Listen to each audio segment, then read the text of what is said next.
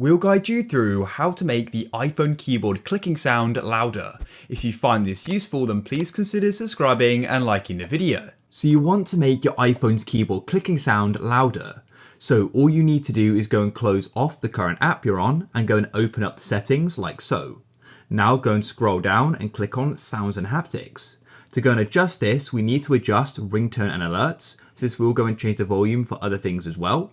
What I like to do as well is switch off change with buttons, as otherwise when you go and change your volume buttons, it's going to go and adjust the ringtone and alerts, which is also the keyboard clicking sound.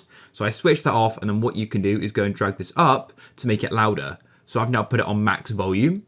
And now all you can do is start typing, and you're going to go and notice the keyboard clicking sound is now louder. It's that simple. And of course you can always go back there and lower it if it's now too loud. If you found this useful, then please leave a like.